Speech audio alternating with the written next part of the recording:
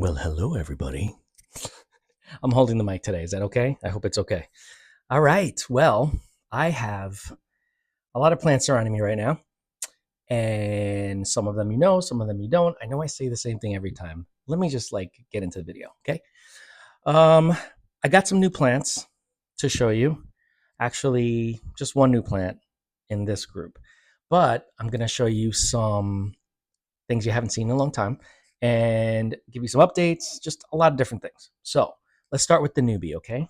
This is a new cryptanthus that I picked up. Look at how beautiful this is. It's a big one. Usually cryptanthus are small, like little windowsill plants. This one may not fit on a windowsill. So I don't know if you can see. You probably can't that easily, but these are all pups. They are a bunch of pups. Um, that are growing around the mother plant.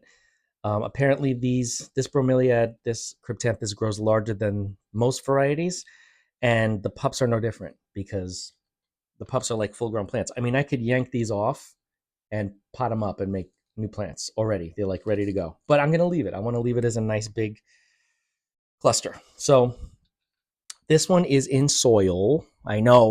What's wrong with me? No, I'm kidding. Soil works sometimes. You know what I mean? But when I know I'm not going to have success, that's when I look for something different. But this guy does fine so far in soil, and yeah, I don't know the name of it, but I have this. See, about 4 to 5 feet away from a south-facing window, but off to the side, so it's not really getting any sun. But these leaves are red because where I got it, it was in the full sun. Um, there were other plants of the same that weren't. I don't know if you could see here. No, that's not a good one. Some of the leaves are kind of greenish. Those are ones that weren't being hit by the sun. And there were plants that were there of the same type that were not being hit by the sun, and they were mostly green. So I grabbed this one because who doesn't love sun stress, right? All right. Anyway, so Cryptanthus, a newbie. You'll probably be seeing more of this. I may do a propagation video if I decide to break down and propagate these pups, which at this point I really don't want to, but I'll keep you posted if I do. All right, Cryptanthus. While we're here, we might as well just show you. This is you guys voted. This is the Aglaonema that I said, let me know what you want me to do with it. The majority said water, so it is in water culture, and it has a new leaf already coming out, which is right there, and really pretty plant. And I'm looking forward to seeing how it goes. No fertilizer yet. I haven't given this my orchid fertilizer or my NutriCoat because I've been giving the little NutriCoat slow release little fertilizer pellets to my water culture plants, and so far so good. So the reason why I got it is because it's an orchid feed, which has macro and micronutrients, because obviously that's what plants in water or semi-hydro need. All right, next up, you may remember this face has had multiple plants in it, and the latest one, has been the Purple Heart, Tradescantia pallida, and obviously these plants can survive a holocaust, nuclear holocaust. So obviously it's doing great. The window is always that way wherever I have this sitting. You can't see it, can you? There you go. So I'm gonna have to start cutting, chopping, and propping because I already did that and I put them back in the head, back in the planter. It doesn't sound right. To make it fuller. So I'm gonna continue doing that with these branches that are growing at the top there, and continue to fill it out. So it's doing well. This is planted in sphagnum moss inside of this planter in the head. All right. So next up, this one is nowhere near light. As you can see, it's reaching for it, and it's not purple, even though this is a purple heart. It's mostly like that olive green with a little bit of purple. That shows that it's not getting direct sun, and it's not under lights or anything. So it's really reaching for the light. Eventually, I'll move it to a place that'll brighten it up. But I find that when they're not in direct sun, this particular plant or these particular plants, the pallida, they grow faster. So the reason why I don't want this to grow slowly is because I want to keep cutting, chopping, and propping to make the plants that are coming out of the top of the planter fuller. So I'm not going to put this in full sun until I'm satisfied with how full of plants the planter is. So just something that I did notice. And I did a little experiment where I had some that were directly in sun, direct sun, and some that were off to the side, didn't get any direct sun, and those were the ones that grew faster because they're reaching for the light. Um, and I don't mind that. I mean, a lot of people say, "Oh, they get leggy." That's a little bit leggy, at the top, but I don't mind it because it gives me a lot to work with so that I can propagate. All right, that's that one. This here, I don't know if you guys remember, this is my Peperomia Hope, which was much smaller in a 2-inch pot. I put this in acrylic yarn, medium, as you can see, and it has done nothing but grow. So I think this is the third video that this plant has been featured in to some degree, and it's still growing, continues to grow. Now, interestingly enough, I don't know why, but I did the experiment. I think I mentioned this last time. I did an experiment with Peperomia Hope. I had two plants, two 2-inch plants, so they were really small. And this one I put in acrylic yarn. The other one I put in lava rock for semi-hydro. Eventually, the lava rock plant rotted. It did not like it. I don't know why, but I do know that it loves this. It's growing like nuts. So take with that what you will. I don't know what to say about it, except they don't like semi-hydro. They prefer the yarn, in my care, at least. All right. This one you guys haven't seen in a long time, okay? Doesn't look like much right now because I cut it. I cut it all the way down, and I took little pieces to make cuttings out of. This is my pink princess, Philodendron pink princess. It was not doing well for a while. Let's see if you can see the variegation is coming back. You see that? And those little leaves on top. I'm trying to see if I can find, there's another one there.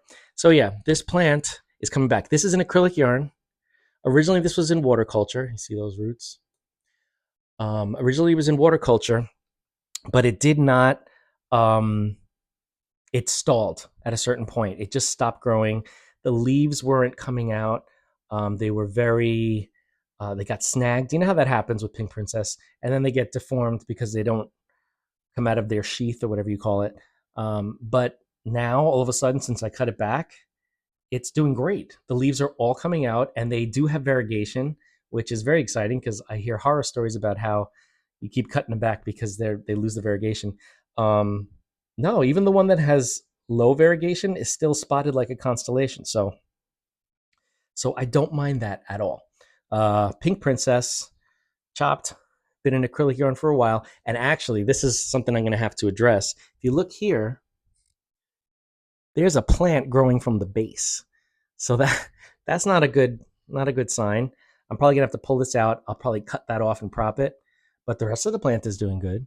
This one has not been getting any feed. I really should start feeding this.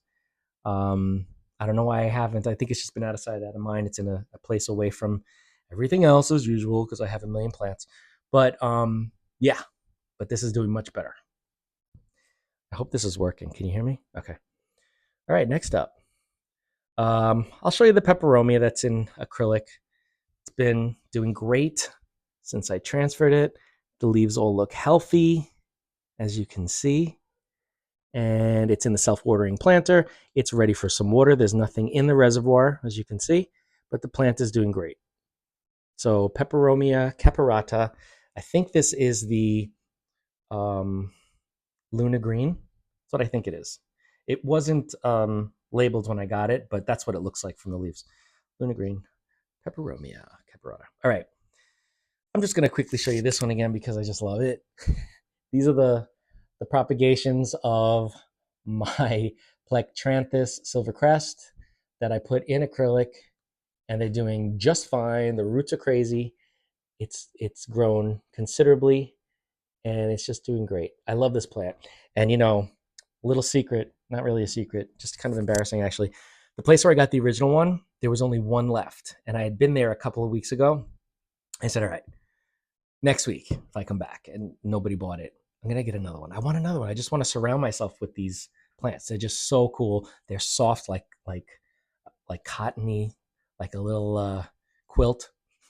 And they're easy. They're so easy. They don't mind being in full shade. Even in full sun, they can tolerate, I believe. But yeah, I have them all over now because here's the other one that you probably remember. These were the propagations in lava rock. These were the big propagations. They were tall cuttings. You can see they're doing just as good, if not better, here. And I just love them. Love them, love them, love them. I don't have to worry about the light or anything. All right. Now, here are some begonias, cane begonias that I've had for years. Um, this one right here, uh, this is the polka dot begonia. I can't remember. I can never remember what it's called. But I had forgotten about this plant, and I would water it, like once a week. But I kind of forgot about it. I didn't really pay too much attention. As long as it was thriving, it was alive and kind of growing. But it's continuing to put out leaves again, and surprisingly, on neglect, it's been okay. Like, I'm kind of surprised. But look at these leaves. I love these leaves. Look at that. And then the backside is reddish. Not the backside. It sounds like I'm talking about something else. The reverse side of the leaves is reddish. So this one, neglected. It's in soil, believe it or not. But it's such a small pot that it doesn't rot because it dries out pretty quickly. But I probably will water it once it starts to show a little sign of wilt. I don't want it to wilt all the way because I potentially could lose the stems. But when I notice that it's a little bit, and I touch the leaves and they're kind of like soft, I'm like, all right, we got to give it a drink. But yeah, Immaculata. I think that's what it is, right? Begonia Immaculata. Doing great. This is one of the easier canes, I think. And this is nowhere near light. This is just against a wall that's not even near a window. Let's just leave it at that. So interesting, right? They still do fine. I think if I was to give this more light, it probably would bloom because they have a pretty white bloom that has a nice scent. But I'm not ready for that yet. I have too many other things I'm focusing on. All right, the last plant for this video is another cane begonia. Look at this one. It's really tall. This one went dormant for a little while. It just kind of wasn't doing anything. It lost its leaves because it went through a dry spell. So I just started to water it and kind of nurse it back to health. And now it's growing lots and lots of leaves, as you can see. Well, not a lot, but it's growing more leaves. And I'm going to start feeding it again so that this way I can get the flowers. The flowers on this one, they say, smell like honeysuckle, which is one of my favorite scents when it comes to flower smells. So I'm excited about that. So you should be too. Okay. All right, let's see what this is. This is Begonia Irene Ness. But yeah, it's supposed to be good.